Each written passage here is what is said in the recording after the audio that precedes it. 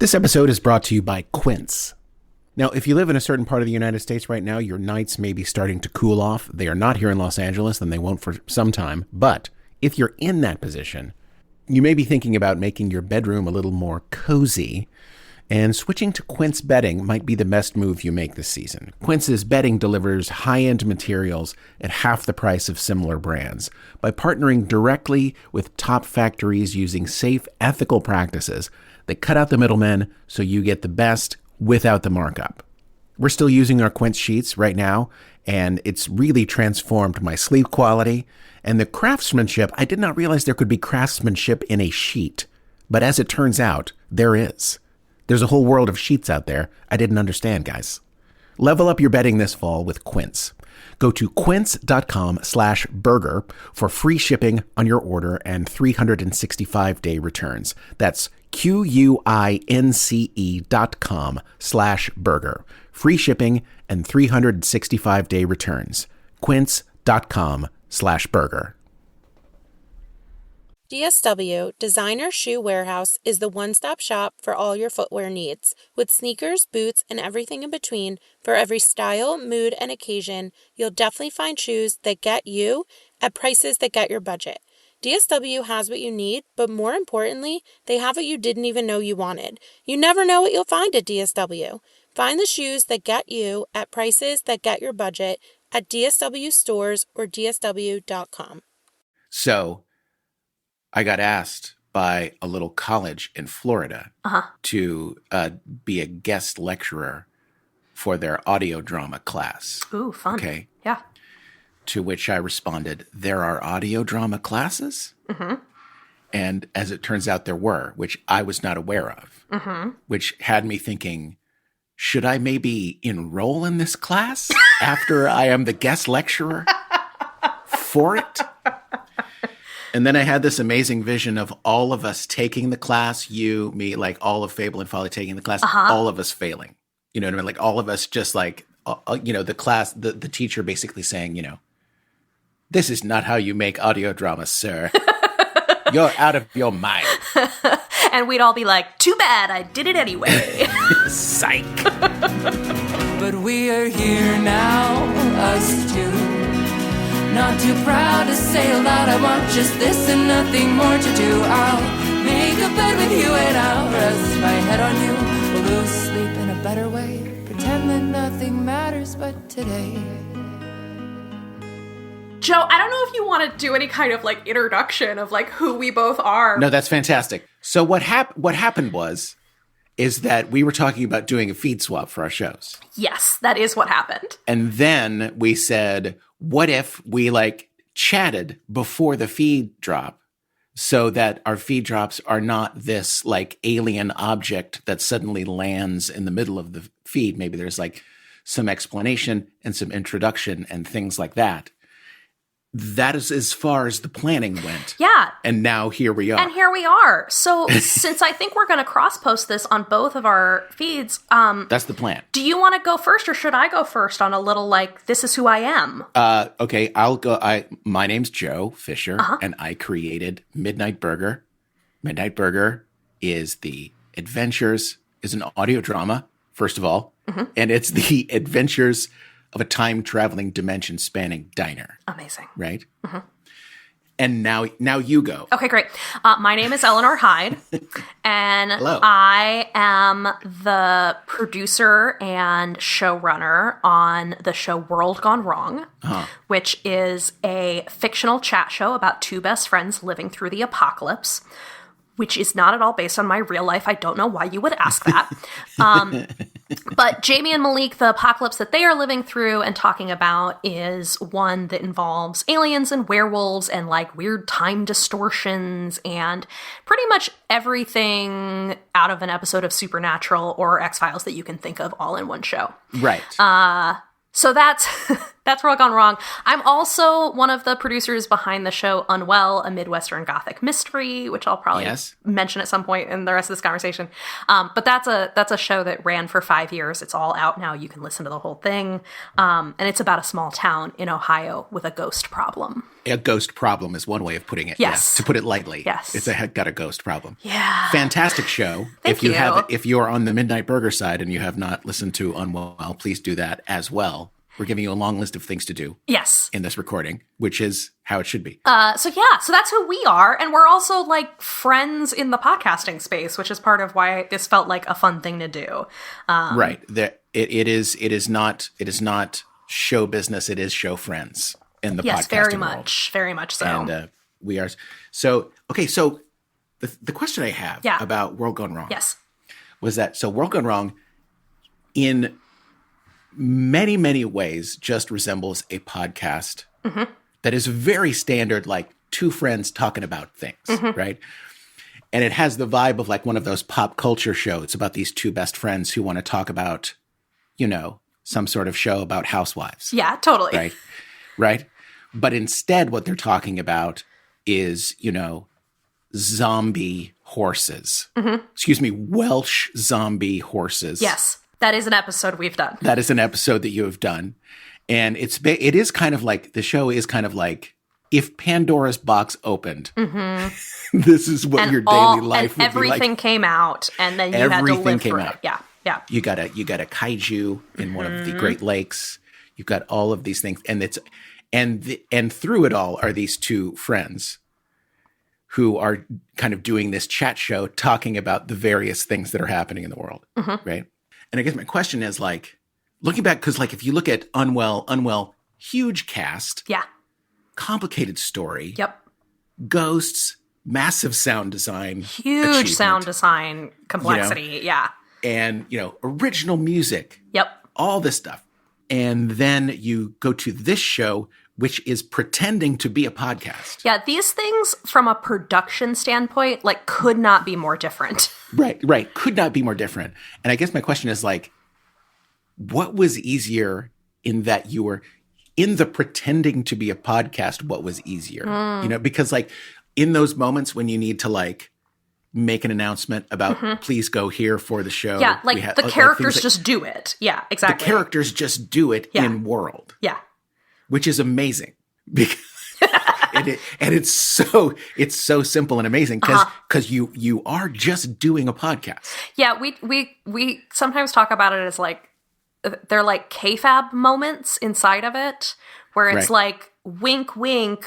We all, even though the show pretends that Jamie and Malik are making this podcast by themselves, like wink wink, we know there's a team behind this show making it, and like you could go check out our merch on their website.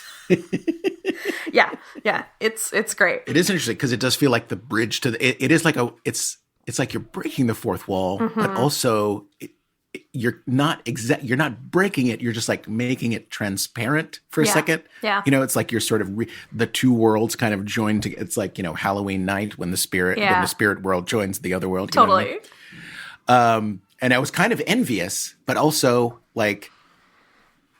I was wondering, like, if it ever got confusing in the telling of the story. So, like, for you guys, did you ever get turned around? Oh, yeah. So, it's funny. It doesn't so much become confusing, but, like, there are a couple of rules that we've set for ourselves that I think help a little bit. Like, I think the place where I sometimes get the most nervous about it is when we do, like, behind the scenes content, right? Where I invite, so Michael and Hilary, who play the characters of Malik and Jamie, bring a lot of themselves to those characters. So there's a way in which like they are playing heightened fictionalized versions of themselves. Like Michael and Hilary are best friends in real life. Like there's all of this sort of truth under the fiction. And so I do sometimes worry about it in the context of like we're doing behind the scenes stuff and I invite Hilary to have a conversation with me, which is different than inviting Jamie to have a conversation with me. And trying to make sure that that is very clear. Right. So like, I don't know, there's some sort of rules that we've set that I hope make that easier and clearer. Like, I, Eleanor, the producer, will never be on the fiction side of this line. Right. But I, Eleanor, the producer, will host like backstage conversations with the actors. Right. And so like we have set up some kind of like I don't know, signals for your brain and your ear when you're listening to know like, are we in world or out of world? Oh, okay. Interesting. Yeah. But like, I don't know, it's interesting. It's not so much that I worry about it being confusing and more that I feel like I get to revel in. I think there's a delightful safety net in fictionalizing stuff that feels really personal and real. Right. So like coming up later this year, Michael Turrentine, who is one of our actors, is also writing a bunch of episodes. And so I've been having all these conversations with Michael about like, what do you want to put in your episodes and like, what topics do you want to explore and what do you want to do? Right. And I'm like, you get to write this and perform it. And so you get to make these decisions about like how much of me goes in this. How personal does this want to be? Right. And then can take these topics that are like really personal. Right. Like we're having this conversation where I'm like, do you want to just do a thing that's about like loneliness in your, early adulthood? I feel like that's what you actually want to talk about. Right. And Michael's like, yeah, I do. I want to get into that, but it doesn't have to be me. It gets to be this character. And you can kind of like, I don't know, a lot of times on our show, we do things that if this was an actual chat show and I was the producer, I would say, you should cut that. You should not put something that vulnerable out in the world. It's your real life. Right. But this isn't real. It's fictional. And so there are these things that it's like, well, this is fake. So you can put that out there and be that vulnerable and that sort of like raw. Right. And I love that about it. I love that, in a weird way, it feels safer to do hard stuff than I think I would be able to do if it was an actual chat podcast. It's really great that fiction works that way. That you can engage with material in a better way because it's quote unquote fake. What else should we talk about here in this? So the thing I wanted to ask you was, I was thinking about the way in which I feel like both you and I were making shows during the pandemic, like during 2020 and 2021. Right. And the sort of like most brutal parts of lockdown. Yeah. And like we were writing the third season of Unwell when the whole world shut down. Right. And very much World Gone Wrong is a response to the pandemic and like a response to what the world did to our brains over the last 5 years. But I was I wanted to ask you kind of how you feel like that shows up in your work, because I know that you also were building Midnight Burger and your storytelling in that context. And like, I don't know, how do you think about the show as being a piece of like pandemic art or in some way engaging with that? Yeah, I do. I mean, I think that, it was like our first episode was October of 2020, right? I had this experience where, in March when it all started coming down, I had the same experience everybody else did where, you had that you go into the grocery store and you realize that everybody's freaking out at the same level you are. Totally. Right? Yeah. And like all of the stuff is gone. You grab like the last peanut butter, right? Off of the shelf. And you get all the stuff that you can, and you head back to the apartment. And I walked into my apartment, and I closed the door, and I turned to my apartment, and I thought, oh, boy. Yeah.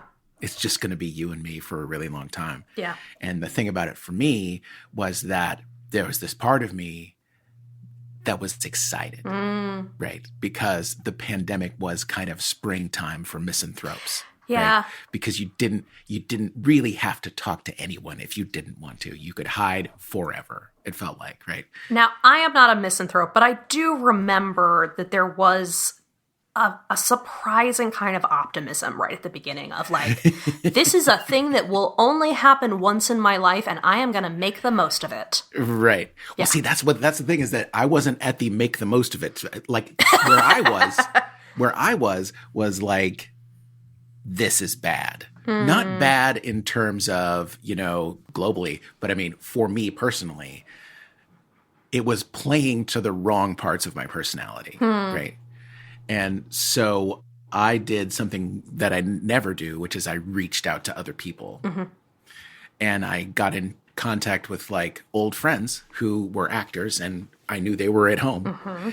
And so we started doing Midnight Burger. And Midnight Burger, because that particular period of time, the pandemic, was, we didn't know if there was going to be a vaccine. Totally. We didn't know what the world was going to look like for the next several years. And so everything seemed very out of control, but also very quiet. And so I started to imagine a safe place with friends. And a place that was unassailable, a place where they couldn't catch you, right? Unfortunately, even when the pandemic sort of quote unquote ended, the world decided to continue to be a really hot mess. Yeah, it feels like thematically that continues to be really relevant. Yeah, it continues to be really, really relevant. And so, even though it sort of began in that sort of quiet anxiety of the pandemic, it picked up everything else that started happening as well, That is also so present in our World Gone Wrong story, where I was like, Right. this is great. We're going to do this thing that's going to process my feelings about the pandemic and like kind of metabolize all this stuff Sure. that is emotionally Finally. still living in me and like whatever. It'll it's be going to be over. great. And then almost immediately, so we launched the show about a year ago in March 2024. Right. And almost immediately, all of the feedback we were getting was not looking backwards. It was all looking forwards. Yeah. Towards like, oh my gosh, this show is helping me think about what's happening today or tomorrow or Right. next week or my uncertainty about the election or what have you. And I was like, oh, Yeah. didn't predict that, but that works anyway. Yeah. Sure. Great. Let's go. Yeah, for sure. It turns out the inbox was continuing, to fill up, as you were making it. You know what I mean? With more stuff to freak out about. yeah, more stuff. So yeah, I think it started as a reaction to the pandemic, but that anxiety has not gone away really about anything.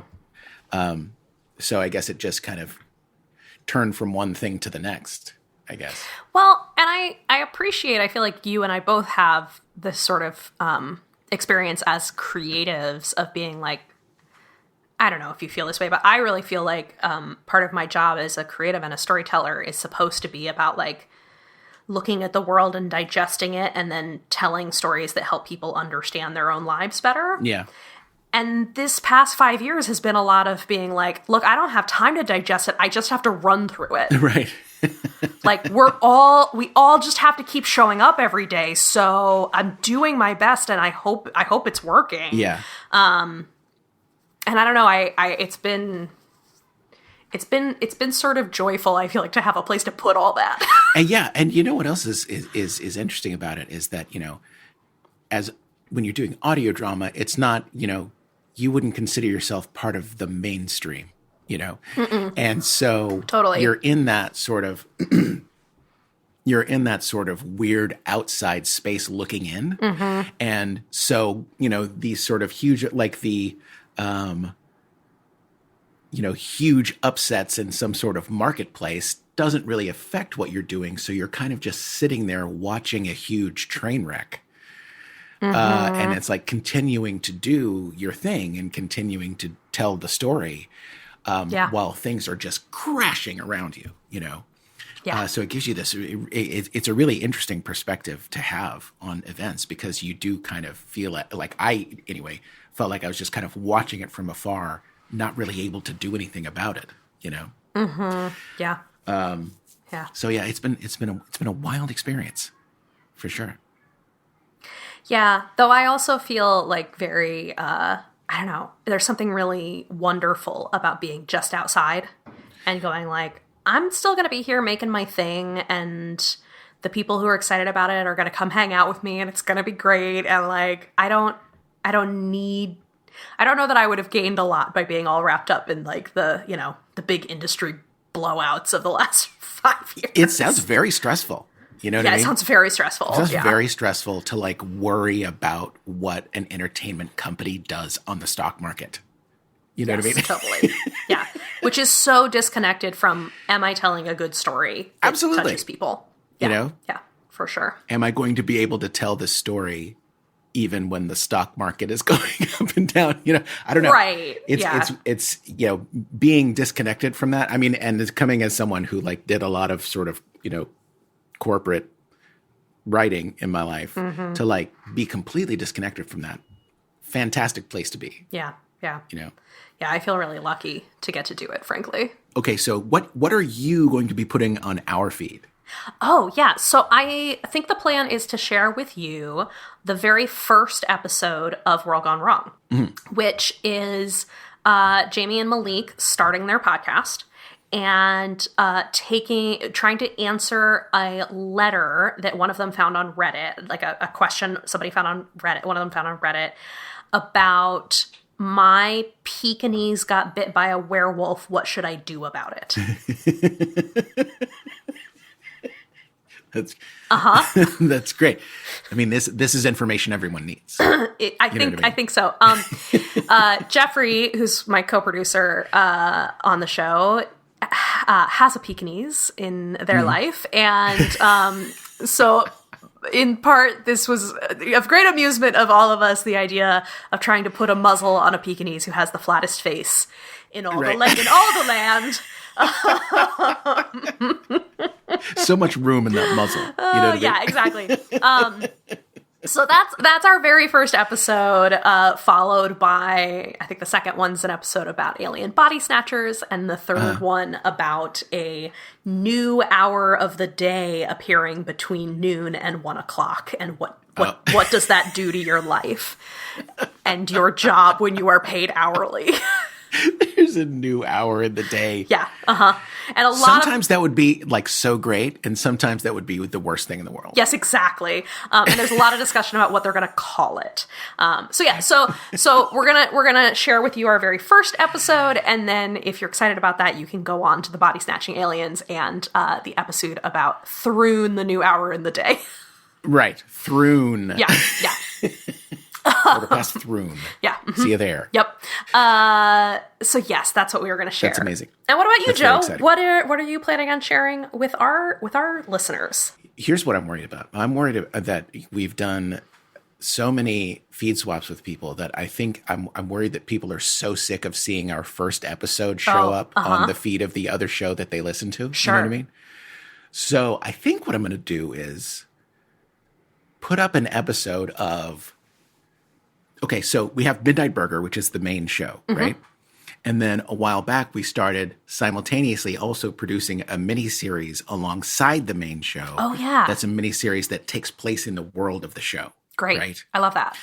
So I think what I'm going to do is send you the first episode of the mini-series we just did called Welcome to the Horizon. Great. Which is basically about a small ski town on the side of Mount Hood in Oregon where, because of something that has happened, very strange things just start happening. And so I think that I'll do that just to kind of see what happens. Great. If someone is brand new and hasn't listened to other parts of Midnight Burger, is there anything you feel like we should know headed in that will help us enjoy this? I don't think so. I think you're going to be fine. Great. I think you'll be fine. And there will be questions that you would have about Sure. the rest of the show. But when you have those questions, you know what to do. It's can time to go listen- back to the beginning. Yeah, you can go listen to the rest of it. I mean, I feel like that's sort of like coming at something from the spinoff and like knowing that you won't have all the inside background jokes, but like Sure. the story still stands alone. I'm sure there are people who started with Better Call Saul. Totally, You know what I mean? exactly. And then went to Breaking Bad. Yeah. You know what I mean? I mean, They stand I was on gonna themselves, think. say Frasier to Cheers, but yeah, same idea. Cheers. That's true. That's probably a better example. You're right. So yeah, that's what I'm going to do. Great, I love that. And just as a fun experiment to see what happens. Awesome. Joe, this has been so fun, and I'm so excited to swap our stuff and share what you're up to with our people. I'm excited as well. I think it's going to be, again, this will be a fun experiment to see, if people like it, if we talk a little bit before the feed swap. Yeah, I love that. So you just started your new season, right? Yes, though I think it's worth saying that Rug on Wrong runs what I think of as mini seasons. They're each 6 episodes long. Right. So, yes, we just started our new season, but also we're starting a new season about once every 3 months. So that I'm often just started a new season. Okay, great. So people should, do some catching up then. Yes, and I will, and I do think that ours is a show that if you just want to dip your toe in and see if you like it, you can start at the beginning of any of those seasons. And that's cool. Yeah, and you won't have missed anything so major that you can't jump in and have a good time. Okay, cool. Yeah. I would say that we are the opposite of that. Yeah, I mean, working on Unwell for so many years, that show you really have to listen from the very beginning. So God. I relate. Can't even imagine. Yeah. So yes, but we just finished our 4th season, and we will be coming back in the fall. So you've got plenty of time if you're new to the show, plenty of time to catch up if you would like to. Fantastic. So hello to anyone who hasn't heard of us, and Eleanor, I'm so glad that I got to introduce you to anyone who hasn't heard you guys yet. I know. It's going to be great. It's gonna be great. Trees are shaking, windows breaking, and who am I to tell them no? But I wish that we had longer, I wish that I were stronger, I wish a million things before we have to go.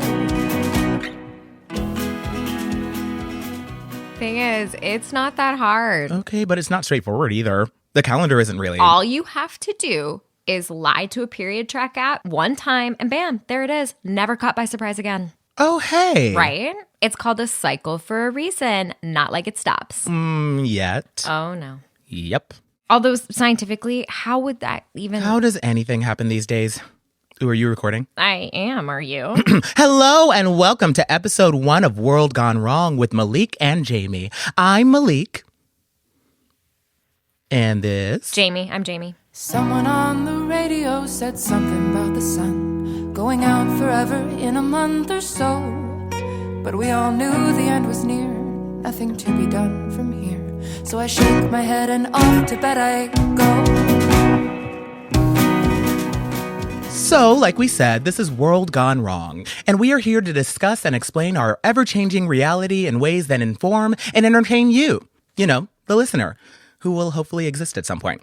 Fingers crossed. My dad said he'd listen. Ooh, then hello and welcome to Jamie's dad. Hi, Dad. Ooh, what if we narrowcast this? Did a whole episode just for your dad? Yeah, it'd be like IT jokes, gardening tips, recipes for squash. I don't know, how to hand mend something. I need to know that. Yeah, listen, he's getting into it. Maybe next episode. So we are here. Yes, I am your dashing Chicago correspondent, and Jamie is your equally dashing co-host, broadcasting all the way from scenic small-town Colorado. How is it out there, Jamie? It's... have you seen the news about... Yeah, are you guys okay? I mean, I assumed when you didn't answer the call, screaming, but... We are. And, okay, answering your first question, it's weird. Mm-hmm. Are you okay? How's Chicago? Fine. And weird. Yeah. So the show, I think we said we would look at the current moment, everything that's happening, and take it one catastrophe at a time. And today's episode, we were starting simple with werewolves. Werewolves. But before we get into that, some quick background. Like, who are these people in your ears right now? Oh, that makes sense. Yeah. We are two younger millennials, which is to say, our world's been rushing down the drain basically since we've been aware of it. When we first moved in together, we decided to throw a Halloween party. While we were choosing the music, we realized each of us had a playlist of upbeat tunes about the end of the world. And I think that outlook uniquely qualifies us to comment on everything happening now. Okay, two things. Never talk about that party again. And second, does that qualify us? What, have you heard the boomers try to make sense of this? We are experts compared to them. What else? We met on Craigslist, which sounds like medium sketchy. Only if you say it like that. Yeah. We're roommates. Normally, we're roommates. Temporarily estranged roommates. Once and future roommates. Roommates, but right now the room in question is half the U.S. Maybe a third. There's a lot of West where I'm at. Yeah. Last month, Jamie decided to go stay with family for a while for, the unpleasantness. Now, that is a euphemism. Okay, the great infucking, in which all was mercilessly infuckened. Voice of a generation over here. I'll take it. And this show is our little project to keep from going stir crazy and also to stay in touch despite the many cruel miles of American geography that seeks to part us. For the record, my idea was a group chat. Yeah, but this way I get to hear your dulcet tones and we get to share our thoughts with the world of your dad. Plus, a group chat wouldn't be half as loud. We have a range of decibels to explore. We can whisper, we can shout, we can sing. Ooh, that was good. Thank you. Yeah, was it A? Sure. So what are we? What do we want to talk about? I actually have an advice question for us. This is episode 1. Where did you get a question from? I may have scraped Reddit.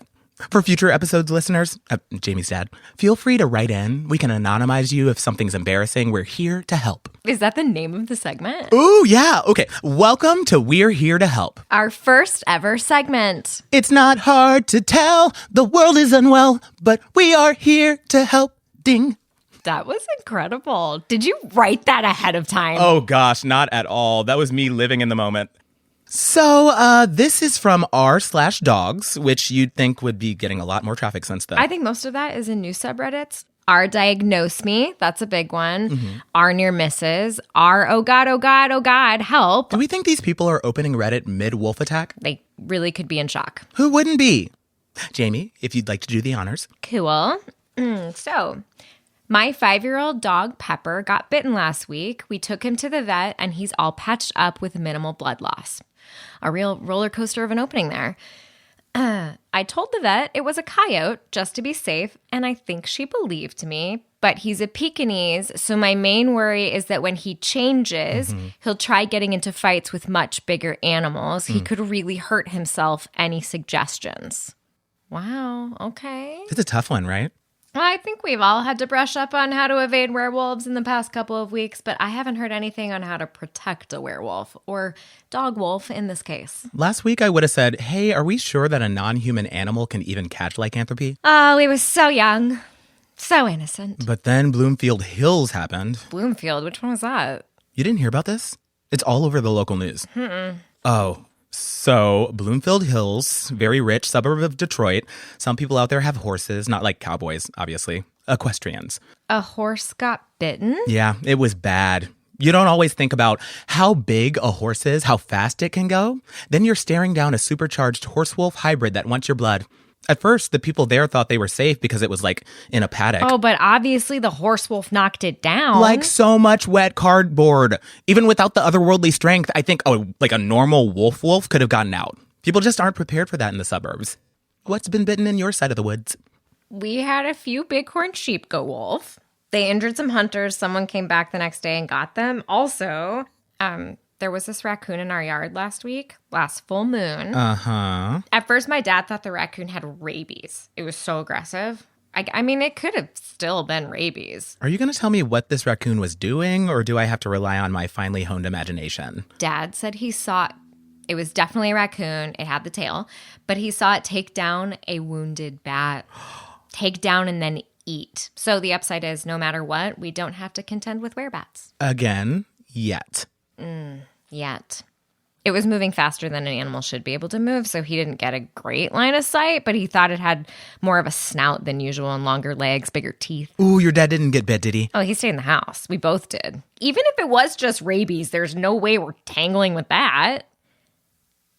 You know I would have led with that if my dad had mysterious bite marks right now. Yeah. When I say fine, I mean fine. Okay, nobody on the planet is actually doing fine. You know what I mean. We grade on a curve. I know. You have to trust me that things are, I don't know, adequate. In that case, if nobody but the bat was hurt, not to get pedantic. Yeah? Werebat. The thought is that were actually means man. A Batman. Oh, wait, a Batman would actually be a big help right now. That depends on which run you're... You know what? Okay, we're not going to get into that now. Yeah, stakes are high. Oops, stakes. Wait, stakes are vampires. That's not a pun. Big relief.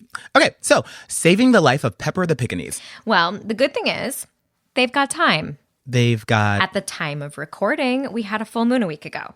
Assuming this was posted today, they've got about 3 weeks. Like I said, unlike werewolves themselves, or pod people, or anything else in that vein, the moon cycle doesn't sneak up on you. 3 weeks to do what? Get your dog fitted for an extra strength muzzle. Maybe that sounds harsh, but it beats the alternatives. So I have a creeping suspicion you don't know what a Pekingese is. Well, they're small, right? I'm not saying it'd be easy to find one that fits. It's just, like... Jamie, my sweet Jamie, what I need you to do right now is pause the show and Google image search one of these suckers. Okay, hang on. Oh. Yep. That is one flat, tiny little baby face. And yeah, he'll have a snout once he changes, but I don't know how you'd find anything that would stay comfortable before and after. Plus, do we even know if... Okay, so a dog can get the bite and transform, but does that still spread it? I don't know, but that is do not take that gamble. Because I'm not saying I'm not worried about this Pekingese attempting to start something with a bigger werewolf. Or even just an actual coyote. Or a large cat. I mean, these guys really are the size of a lunchbox. But my thing is, if a tiny dog wolf bites your ankle and that's enough to spread it, that feels maybe even more dangerous than a really big, even the horse wolf. Like a fanged, muscled horse charging at you with murder in its eyes, you clear the area. But people don't see a Pekingese and think, run. It's like how more people die each year from falling flat-screen TVs than shark attacks. Really? Yeah, I forget the actual number, but I think it's around twice as many. We know to fear sharks. We think about those pointy, toothy killing machines and we go, maybe a pool instead. But there's no primal part of your brain whispering, hey, that TV is heavier than it looks. Okay, in defense of TVs, sharks are also not that dangerous. In the time since you left, somehow I forgot you're a self-appointed shark lawyer. I'm just saying. Objection, Your Honor. I'm just saying sharks have tiny prehistoric brains and they approach the world teeth first because that's how they are made.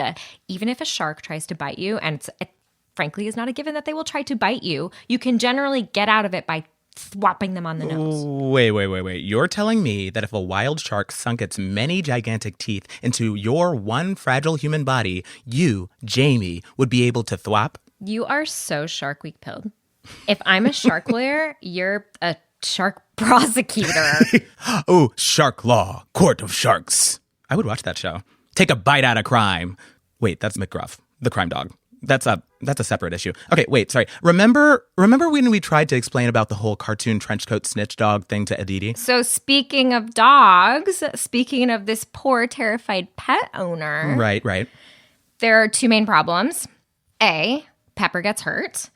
B, Pepper spreads lycanthropy either to other animals or to humans in his circle, all of which is to say, I think step one is to just accept that once a month, you have an indoor dog. Wait, so to protect the neighborhood animals, we're locking the dog wolf in with a bunch of people? I don't want to be chased by a squirrel wolf or a deer wolf any more than you do, but people, Jamie? First of all, if we want to minimize the spread, a bitten person knows how to take precautions, and a bitten anything else does not. So the dog owner surrenders to a lifetime of werewolfism? There's a joke here about people looking like their pets, but I won't go there. Second of all, a Pekingese looks like it's about as big as a very large loaf of bread. Mm-hmm. All you have to do is lock it in whatever room you care about the least. No amount of wolf is going to change the fact that it can't reach the doorknob. What if the questioner lives in a studio? Nobody with Pekingese money lacks multiple door money. Doesn't mean they're spending it that way. Also, the dog could be a gift or from when they had more money. People come down in the world sometimes. Touché. And even if you have a 2-bedroom, that's still basically destroying a huge chunk of your living space, like 12 times a year. Everything at Pekingese height only, and you take your valuables out before. I hear you, but the floor. Yeah. You are never, ever getting your deposit back. Do you usually get your deposit back? Point. Landlords, ugh. Go figure, the one thing in the world that doesn't change. You know what else, though? What? We are assuming this little guy can't jump. Probably not high with those tiny little legs. Every inch he can gain increases the zone of destruction. There are drawbacks. I think the solution is clear. You do. You drug the dog. Okay. You what? I mean, according to what I've heard, that's already what the rich are doing when they get bitten. Knock themselves out, wake up the next morning a little groggy. So you go back to the vet, talk your way into some supplies, and then every 4 weeks you have a tiny, snoring little dog wolf by the side of your bed. Safe and adorable. Talk your way into the vet giving you animal tranquilizers. Yeah. Okay, Malik, what does that sound like? It sounds very charming because the safety of you and anyone you live with is on the line. Flirt with the veterinarian? That's your plan? Do you also sweet talk them into describing the correct dosage for your dog? Maybe it's more of a bribe. So we're relying on the vet being corrupt. Hey, you've lived in Chicago for years. You know how it is. The fix is in. And if you get the one honest vet in town, keep in mind, what it's actually going to sound like is not, oh, I'm protecting my living situation from the world's tiniest shapeshifter. It's going to sound like you want to get high enough to knock out a Pekingese, a small dog. Hyde. Okay, wait. Compromise. We marry your plan with my plan. How? I'm not saying it's a loving marriage. It's more of a marriage of convenience. Malik, what are the compromises? I'll explain after this commercial break. Wait. We have commercials? Okay, on episode 1 of this show, how is this even possible? Allow me to explain during our commercial break. Ha ha!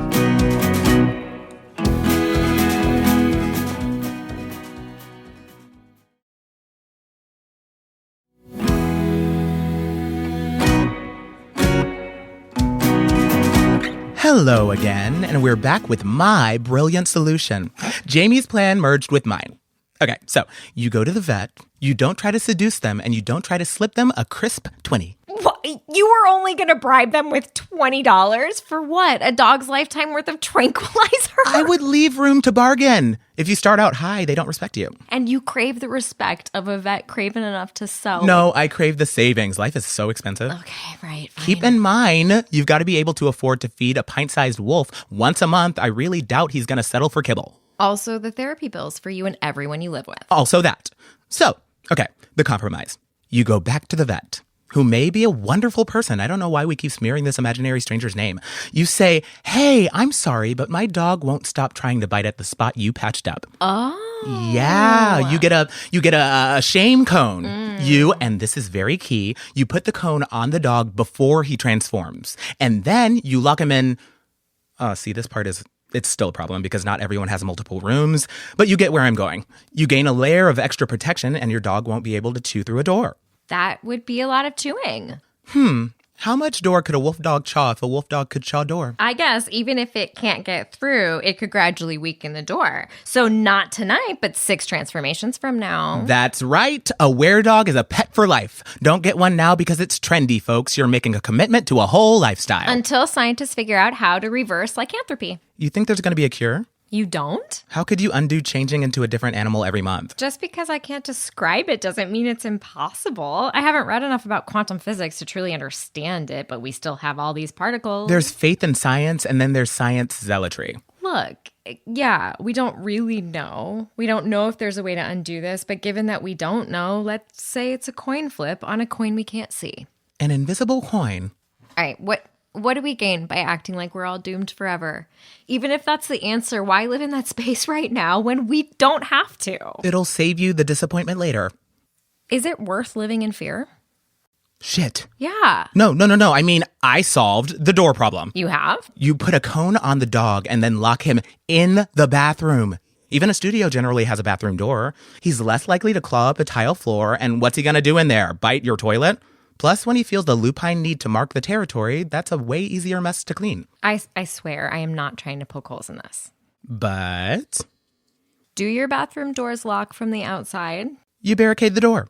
Barricade. It worked in Les Mis. It did not work in Les Mis. That's like a huge part of Les Mis. Wait, Jamie. Remember, the door doesn't need to lock. Neither dogs nor wolves have hands. Oh, we forgot about paws. Okay, not our brightest moment. In our defense, we're not working in our areas of expertise. Next advice column, I'll find someone whose problem involves werewolves and cooking. The Dewey Decimal System versus the Library of Congress. Women's hockey and the drama surrounding women's hockey. It's not my fault they keep marrying players from rival teams. Or we can do one for me, like, help, I'm running from this wolf bear monster and I also really need someone to analyze the themes in this stanza. Okay, show off. Writing, teaching, studying, and performing your poetry Swiss Army knife. A jack of several trades. Okay, so back to it. We shame cone Pepper, put him in the bathroom, and shut the door until it clicks. Did we just solve it? There's only one problem. One? Okay, good. That's just one I problem. think my sister said that dogs don't really like having those cones on. You know, it doesn't get to be called of shame if the wearer, actually has a good time. The dog might not like it, but if vets do it, then it can't actually be harmful. And I don't think any of us would like becoming a werewolf. You're on Team Cone now? Team cone and team door. You post a sign over the knob so you don't forget. Not to crack open the door behind which a furious loaf-sized wolf is going on a rampage. You don't even need a sign. But What? what if you have to use the bathroom at, any point during the night? You visit the all-night diner across the street, buy a cup of coffee. Do you know any 24-hour places that are still open every night of the moon cycle these days? And what if they live in the suburbs or the middle of nowhere? Yeah, right. Or any other place where you don't want to be out at night. Yeah, that's not ideal. I guess you could have a designated bedpan. Ugh, gross. That's your line in the sand? I think it is. You know what else we're forgetting? What? A dog isn't a person. You can kennel a dog. Kennels. Just put the dog in its cage for a night. You don't even have to trank him or cone him. Although... What? How strong is your average dog cage and how strong is your average dog wolf? Are we talking about a dog wolf or are we talking about a fuzzy basketball with legs? I think we have to assume that even a normally defenseless animal can do a lot of damage if you give it preternatural strength and angry wolf thoughts. That's why regular werewolves are dangerous in the first place, isn't it? Did you see that video from Maine of that guy? Of course. I do think it was probably staged. Based on what? Oh, first of all, I do not think of TikTok as the home of serious journalism. It's the algorithm mathematically guessing what you're likely to stare at. And second, real special effects people have put out videos explaining how you can fake those visuals. I hope you're right, because the way he rips it in two... It could be a deep fake. It could be a clip from some obscure movie. I think we both would have said the same thing about werewolves a few months ago. And look where we are now. Look where we are, literally. Look at the rest of it. All the... What did I say before? The great befuckening. These are exactly the scenarios where misinformation spreads the fastest. Everyone's scared, and some people think they stand to gain from that. It's part of the human condition, unfortunately. The look on his face, though. That's why I think it's a movie. From what I've read, the lighting makes no sense for the time of day. Besides, who would film something like that and have the presence of mind to zoom in on his expression? You'd think a bystander would be way more worried about the claws and the, collateral damage. You think? Also, the sound quality is suspiciously good. No wind, no ambient noise. Yeah. It would be irresponsible of us to spread hysteria. Plus, we still owe the questioner a response. They're just some Redditor. They're not going to hear this. They might. I guess. Then I guess we need an answer. Thank you. For what? For providing this segue. Okay, so you do everything. First, and I cannot believe we didn't mention this yet, you protect everyone else who lives there. You invest in some steel-toed boots and leg armor. Leg armor. Jamie, if you think there isn't already, as we speak, a place on the internet where you can buy chainmail socks, then you and I are on very different internets. Chainmail socks? Chainmail pants? Tell me you haven't seen some Ren Fair entrepreneur out there. Okay, hold on. The Ren Fair scene and the TTRPG scene are different. Uh-huh. Have you seriously never played D&D? I made half a character sheet 5 years ago. It was like doing taxes, but with elf magic, which somehow made it less fun. There are all kinds of tools on the internet now. That whole scene really feels like, to me, no offense, nerds out of college finding a way to keep getting homework. Says the guy studying for a living. Whoa. It is not for a living if you don't make any money doing it. In fact, it's the opposite of doing something for a living. I am waiting tables and tending bar so I'll have the money to spend on a PhD. No sorcery to speak of, unless you count the power of words and a cold brew coffee. Naturally. Potion of shake a lot and then poop weird. +1 to intelligence, -1 to constitution. -1? Have you had coffee before? What were we talking about? Leg armor. Okay, yeah, probably that exists. And if it didn't before, it could now, given the massive increase of bite injuries. Right, and you get, welder's gloves in case you need to use your hands. And then you cone and kennel your dog, specifically in the bathroom, door firmly shut. And you wait, and you hope, and in the meantime, yeah, it's very gross, but you pee into a makeshift bedpan if you need to. Every month? For one night every month, because this is Pepper, your dog, who you love. It's Pepper. And if that's what it takes to keep him in your life, you do it, one night at a time. Mm-hmm. And I can't stress this enough, you label your pee pan so clearly. So since I'm the only one of us that has a Reddit account, am I going to have to type all of this out? Maybe just link them to this episode. They don't have any responses yet. They might appreciate it. Even the amount of verbal slapstick that it took us to get here. It could make them feel like someone's at least along for the ride. I feel like that's the main thing we can do right now. It's part of what makes this slog worth it. The way we can all reach to each other and, even in the smallest ways, remind each other that for every stupid, sad, weird, ridiculous thing that happens to us, someone out there is dealing with some other situation just as befucked. You're saying no one is alone? Everyone's alone. It's one of the many things that we have in common. I think that's as good as any place to leave off. Yeah. This is Malik. Oh, and hi, Jamie. Signing out. We know things are getting weirder every day, but we hope you're doing okay. And we wish you all a better tomorrow. And even when it's ashes, there'll be part of me that wishes we could stay. Jamie and Malik are played by Hilary Williams and Michael Turrentine. This episode was written by Jessica Best. Directed and edited by Jeffrey Nils Gardner. Our show art is by Carly Fairbanks. And our bangin' theme song is Falling in Love at the End of the World by Olivia and the Lovers. World Gone Wrong is produced and created by Jeffrey Nils Gardner and Eleanor Hyde.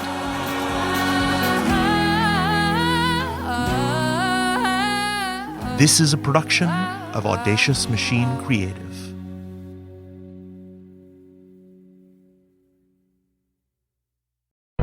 The Fable and Folly Network, where fiction producers flourish. This show is sponsored by BetterHelp. It's a simple truth. No matter who you are, mental health challenges can affect you, and how you manage them can make all the difference. That's why everyone should have access to mental health support that meets them where they are and helps them get through. BetterHelp provides online therapy on your schedule. It's flexible, simple to use, and more affordable than in-person therapy. Connect with a licensed therapist selected just for you. Learn more at betterhelp.com. That's betterhelp.com.